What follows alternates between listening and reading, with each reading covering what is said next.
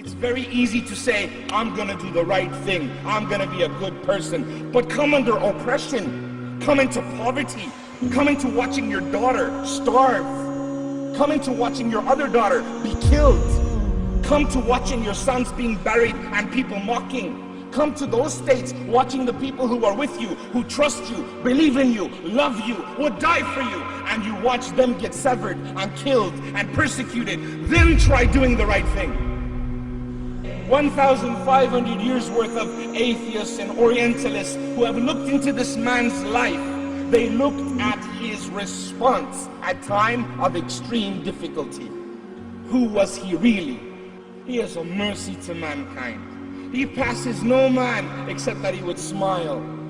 He would not walk past the indigent or the destitute without offering or lending aid, etc. This man, as is worse, when he had nothing and someone else who had a little, but still they were ungrateful, they would beg, please give me. And he had nothing, he would say, wait, I'll be back. And he would go find another person that trusted him and said, brother, let me borrow a few things. And he would borrow and he would come back and he would give.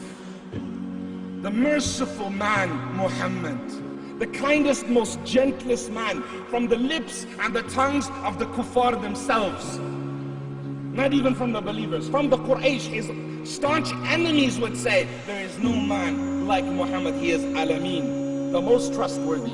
Though we hate him, we want to kill him, they would say, they would bring their wealth to him and say, watch over this for me this month, I'm going away, I'll be back. I don't trust anyone else. The true strength from all that compassion, all that mercy harnessed in his soul that made him able to truly have al-walah wal-barah, love that which Allah loves and hate for that which Allah hates.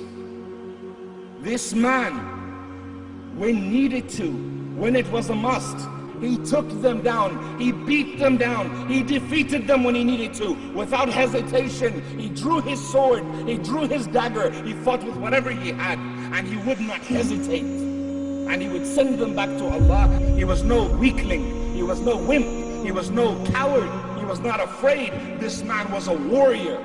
Muhammad transformed armies of Arabia to his successors. So his successors after could use them to defeat the armies of Persia, the armies of Byzantium, and establish the heartland, the empire of Islam, al-Khilafah.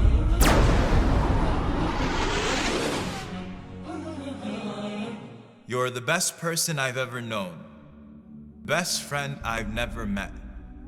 Your sincerity to me is blinding, enough to completely canvas the world with drapes that read respect, honor, love, protect, while creating a window for me to zoom in on the important things, but those are the things that I forget or neglect. I will do better. Your ummah is fine, not because of me or mine or wounds that heal with time, those who would die for $, but because a promise is divine. So when we feel like we're at our worst and our sadness would cause our hearts to burst, it feels like there are times when there are angels within our lines, or hovering over squares with chance of freedom in the air, and though tyrants may step on our necks, we smile, for history has always been on our side. Yours is an ummah that simply does not die. I am sorry for my weakness. For every time I've been ashamed of your name and asked someone to call me Mo, for not knowing enough about you to defend you when they drew cartoons or accused you with the most heinous of accusations, for not getting over my distaste of reading and waiting for Hollywood to put you on the big screen so I could know something about you.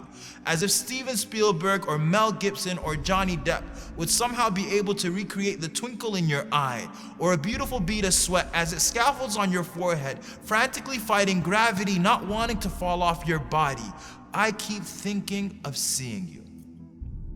And if you would smile at me, the thought gives me goosebumps. You told me to meet you at the pool.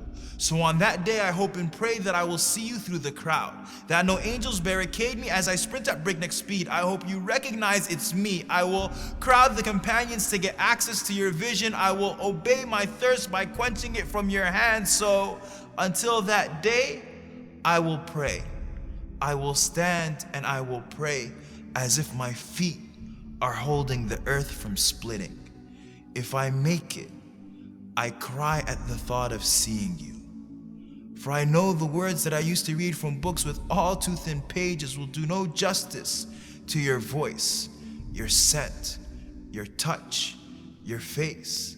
My messenger of Allah has always existed between the curves and dots of the Arabic alphabet. So Muhammad ibn Abdullah in 3D and whatever other dimensions the hereafter brings with it will be an overboard of senses. I will fall in love with your shadow and will tell Ali that his description did not do justice. Tell my mother Aisha of how we heard her story of how you passed away between her chin and her chest, over and over and over again. And it made us cry every single time.